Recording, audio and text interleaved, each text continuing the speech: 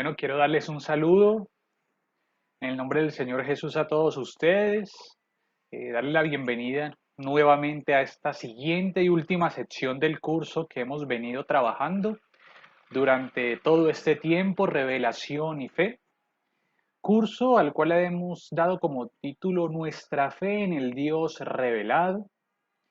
Ya hemos tenido previamente 6 secciones en las cuales hemos ido avanzando y profundizando en ese concepto de revelación y de fe a través del Antiguo Testamento, del Nuevo Testamento, de los padres de la iglesia, de algunos representantes de la iglesia en la Edad Media.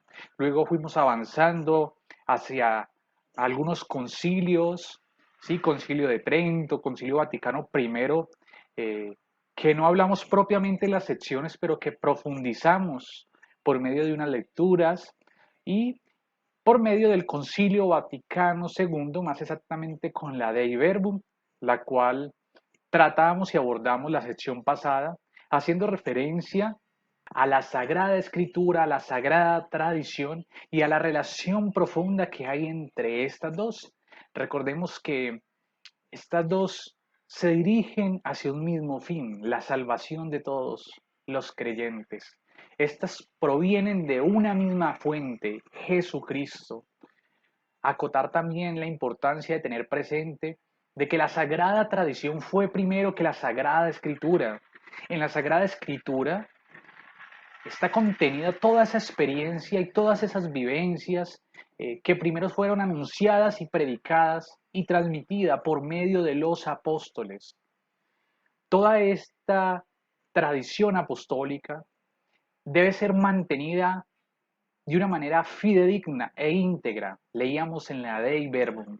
Para ello, se creó un ministerio en particular para preservar y para conservar el mensaje. Ese ministerio fue el episcopado, los obispos.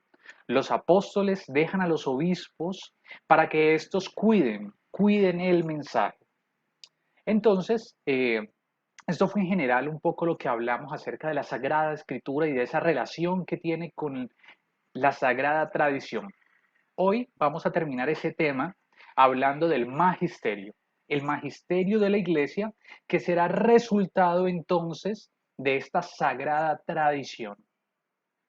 Entonces, vamos a hablar un poco de la relación entre la Sagrada Escritura, la Sagrada Tradición y el magisterio, y esto lo vamos a encontrar en la Dei Verbum 10, que ya lo debemos saber porque ya debimos haber leído la Dei Verbum. Esa fue la tarea que dejamos la sección anterior. En el numeral 10, entonces nos dirá la Dei Verbum. La Sagrada Tradición, pues, y la Sagrada Escritura constituyen un solo depósito sagrado de la palabra de Dios confiado a la Iglesia. Fiel a este depósito, todo el pueblo santo, unido con sus pastores en la doctrina de los apóstoles y en la comunión, persevera constantemente en la fracción del pan y la oración, de suerte que prelados y fieles colaboran estrechamente en la conservación, en el ejercicio y en la profesión de la fe recibida. Miren, recalcar esto. La Sagrada Tradición y la Sagrada Escritura constituyen un solo depósito sagrado de la palabra de Dios, uno solo. No podemos decir de que una parte está en la escritura y otra parte está en la tradición. No, ambos son uno solo. Pero el oficio de interpretar, mucha atención a esto, que esto es lo que vamos a ahondar en el día de hoy. El oficio de interpretar auténticamente la palabra de Dios escrita o transmitida ha sido confiado únicamente al magisterio vivo de la Iglesia, cuya autoridad se ejerce en el nombre de Jesucristo. Este magisterio evidentemente no está sobre la palabra de Dios, sino que la sirve, enseñando solamente lo que ha sido confiado por mandato divino y con la asistencia del Espíritu Santo Por tanto, éste la oye con piedad, la guarda con exactitud y la expone con fidelidad. Y de este único depósito de la fe saca todo lo que propone como verdad revelada por Dios que se ha de creer. Importantísimo esto. Entonces ya nos vamos dando cuenta y según esta definición vamos teniendo una idea de lo que es el magisterio. El magisterio, en cabeza de los obispos, es el encargado de hacer una reflexión más profunda acerca de la verdad que ha sido revelada. Es el encargado de interpretar todo esto que Jesús ha transmitido a sus apóstoles y que los mismos apóstoles han transmitido. No podemos dejar la libre interpretación a todas las personas porque, como ya lo citamos anteriormente, puede que se den muchas opiniones subjetivas, es decir, desde cada persona y alejándose desde lo que viene desde Jesús. Entonces eso llevaría a que no se guarde de una manera fidedigna el mensaje. Por eso el magisterio es el encargado de interpretar y de aplicar y de profundizar en el mensaje. Todo esto guiado claramente por el Espíritu Santo. Terminando este numeral, dice la Dic Verbum, es evidente por tanto que la sagrada tradición, la sagrada escritura y el magisterio de la Iglesia, según el designio sapientísimo de Dios, están entrelazados y unidos de tal forma que no tiene consistencia el uno sin el otro y que juntos, cada uno a su modo bajo la acción del Espíritu Santo, contribuyen eficazmente a la salvación de las almas. Todos tienen un mismo fin, la salvación de las almas. Importante también recalcar algo que se citaba anteriormente. El magisterio no está por encima de la palabra de Dios, sino que es servidor, está al servicio de la palabra. Por medio del magisterio profundizamos y comprendemos más la palabra, pero nunca vamos a poder decir que lo que digan los obispos va a estar por encima de la palabra. Antes, al contrario, la palabra siempre será fundamento de la voz de la iglesia y del magisterio. Entonces, explicando un poco más este parágrafo, podemos decir que este se divide en dos partes. La primera que habla acerca de la relación de la tradición y de la escritura con los miembros de la iglesia, ¿sí? Los fieles y los ministros. Importante, los fieles, nosotros los creyentes, también tenemos ahí un espacio importante. No solamente son los ministros, la iglesia somos todos. Y por eso, esta tarea de formarnos y de profundizar también en nuestra fe, ustedes también son protagonistas. Todos nosotros somos protagonistas. La segunda parte trata de la relación de la tradición y de la escritura con el magisterio de la iglesia. Es muy importante situar correctamente la escritura y la tradición con relación al magisterio, porque los reformados creen que los católicos subordinamos la escritura al magisterio. Es decir, los protestantes, nuestros hermanos protestantes, ¿sí? Los reformados, aquellos que están de acuerdo con esa reforma que hizo Martín Lutero, creen que nosotros la palabra de Dios la manipulamos y la adecuamos al magisterio o a lo que dicen los obispos. Y no es así. Como acabamos de leer, el magisterio está al servicio de la escritura. Las fuentes del depósito de la fe, entonces, son la tradición y la escritura. Estas dos fuentes fueron confiadas a la iglesia, aunque el intérprete oficial, como acababa de mencionar, de la revelación es el magisterio. Todo el pueblo cristiano, escuchemos bien, todo el pueblo cristiano se encarga de proteger el depósito de la palabra de Dios. ¿Cómo lo hace? Viviendo de una manera fidedigna la fe transmitida por los apóstoles.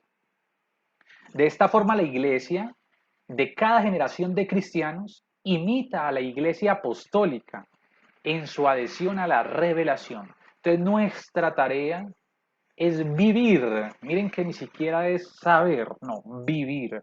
Y esto lo decíamos desde el primer momento. Más que saber intelectualmente todo esto que hemos ido viendo sesión tras sesión, es poder hacerlo vida, vivir, hacer de la revelación vida, adherirnos a la revelación.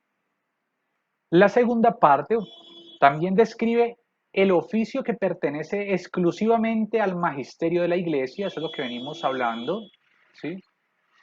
¿Y cuál es? Y es que a los obispos les corresponde interpretar auténticamente el depósito de la fe.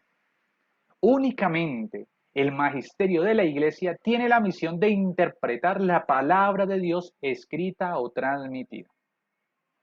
Podríamos decir que los obispos entonces son servidores de la palabra de Dios. El magisterio de la iglesia no es con relación a la palabra de Dios, señora, ¿sí? O no es quien domina, sino que más bien es sierva, es anchila, ¿sí? Es sierva, sierva, sierva. El magisterio es siervo de la palabra de Dios. Después se describe con más detalle este oficio también. ¿Sí? Leíamos que el magisterio, por mandato divino y con la asistencia del Espíritu Santo, escucha con piedad, guarda santamente, expone fielmente la palabra escrita y transmitida. Del depósito de la fe, el magisterio saca lo que propone como verdad revelada que hay que creer.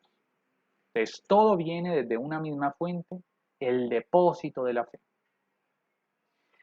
Ya la última parte del parágrafo pone fin a lo dicho, afirmando que en el designio infinitamente sabio de Dios, tradición, escritura y magisterio son inseparables, están entrelazados y unidos de tal forma que uno no tiene consistencia sin el otro. Y todo esto bajo el mismo espíritu concurren eficazmente cada uno a su manera para la salvación de las almas. Entonces, bueno, aquí vamos dando cierre a esta parte ya del tema de escritura, de tradición y de magisterio. Y para darle ya cierre a nuestro curso, vamos a hablar de la fe desde el catecismo. Sacamos aquí algunos numerales del catecismo que nos aportan también acerca del tema de la fe. En primer lugar, la fe es ante todo una adhesión personal del hombre a Dios. Y esto lo retomamos un poco, ¿se acuerdan lo que hablábamos del Antiguo Testamento, de la definición de fe del Antiguo Testamento? Adhesión, adhesión, aquí aparece esa definición, la fe como adhesión. Que podamos llevar esto a nuestra vida, que nuestra fe no sea solamente aprender rezos, sino adherirnos a Dios, la adhesión del hombre a Dios, la relación entre el hombre y Dios, esa es la fe, que se tiene que fortalecer. Para el cristiano, creer en Dios es inseparablemente creer en aquel que Él ha enviado, su Hijo amado. No podemos decir que creemos en Dios si no creemos en Jesucristo, por medio del cual se ha revelado el mismo Dios y nos ha mostrado al Padre. Creer en Dios también es creer en el Espíritu Santo, quien dirige, quien guía, porque los tres siempre van a estar. El Padre, el Hijo y el Espíritu Santo en todo ese proyecto de salvación siempre están presentes. La fe es una gracia, ¿sí? Entonces recordemos que cuando San Pedro confiesa que Jesús es el Cristo, el Hijo de Dios vivo, Jesús le declara que esta revelación no le ha venido de la carne y de la sangre, sino del Padre que está en los cielos. La fe hay que pedirla, pidamos la fe, no la demos por hecho. La fe es un don de Dios que recibimos y que hay que pedir. Es una virtud sobrenatural infundida por Él. Entonces los invito para eso, para que pidamos a Dios la gracia de la fe. Es más, la Dei Verbum 5 nos dirá lo siguiente.